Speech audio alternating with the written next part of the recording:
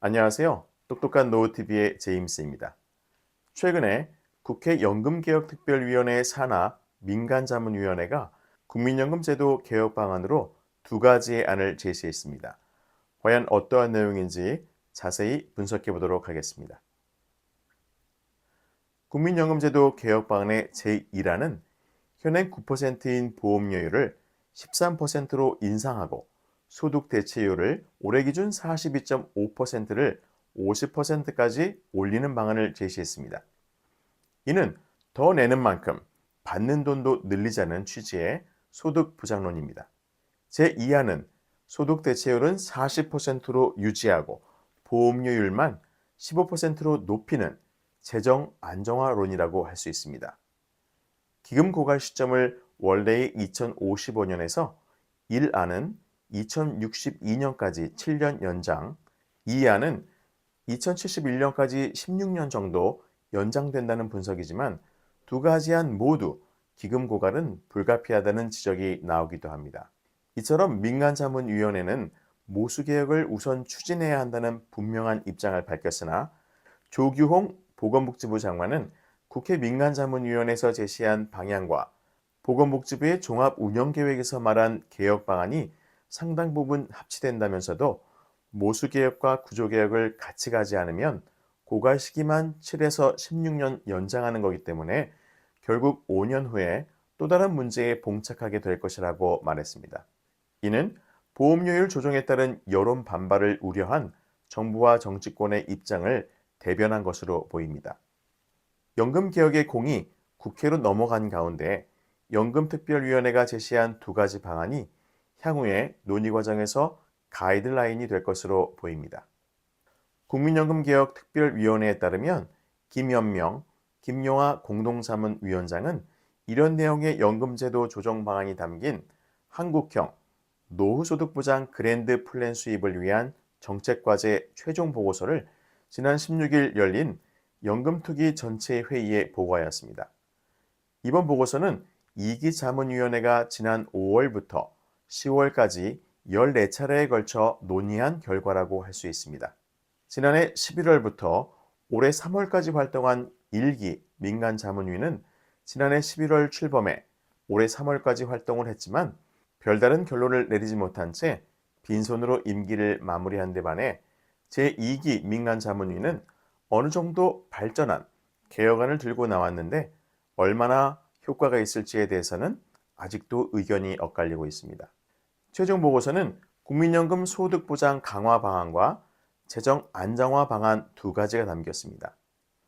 보험료율을 10%로 올리고 소득 대체율을 50%로 올리는 방안과 보험료율을 15%까지 올리고 소득 대체율은 40%로 유지하는 방안인데 여기에서 보험료율은 내는 돈, 소득 대체율은 받는 돈을 결정하는 비율입니다.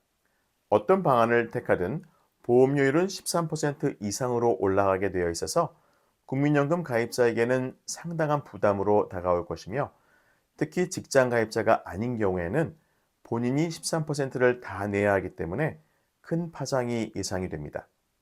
이번 보고서는 소득 보장을 강화하자는 입장에서는 공적연금 장기적 재정 부담이 어느 정도는 가능한 수준에 있기 때문에 공적연금의 정책 목표인 노후소득 보장에 충실할 것에 중점을 두었다고 밝혔습니다.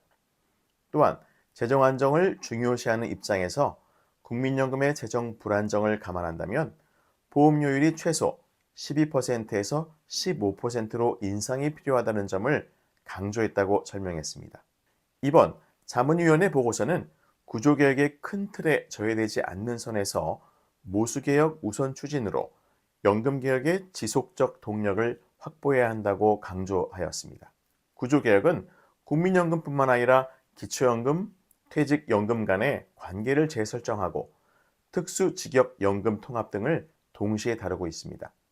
모수개혁은 돈을 얼마나 내고 언제, 얼마나 받을지의 수치를 정하는 것인데 사실상 모수개혁과 구조개혁을 동시에 하긴 어렵다는 게 전문가들의 공통된 의견이기도 합니다. 왜냐하면 이해관계가 첨예하게 얽힌 구조개혁을 빠르게 추진하기가 어렵고 정확한 기준이 설정되어 있지 않은 공적연금 보험료율과 소득 대체율을 가지고서는 다른 연금과의 관계를 재설정하기가 쉽지 않아 보이기 때문입니다. 자문위원회는 현재 연금 수급 개시 연령은 63세이지만 5년마다 1세씩 연장이 돼 2033년에는 65세가 되는 연금 수급 개시 연령에 대한 상향이 필요하다고 강조했으나 현재의 소득 공백 기간을 고려하면 급격한 제도 전환은 여러 부작용을 발생시킬 가능성이 있으며 특히 저소득층이 조기 사망하는 점을 감안하면 노후연금 수급 불균형 문제가 부각될 수 있다고 덧붙였습니다. 따라서 수급 개시 연령에 대한 상향은 고령층 노동시장 개선, 노인 일자리 사업 확대 등을 함께 고려해 판단해야 한다고 명시했습니다. 현재 59세인 국민연금 의무가입 상한 연령을 더 올리는 방안에 대해선 고령화 추세에 따라 장기적으로 가야 할 방향이나 한국 노동시장의 특성상 정규직 취업이 거의 불가능한 60세 이상 인구의 가입률이 높지 않을 것으로 내다봤습니다.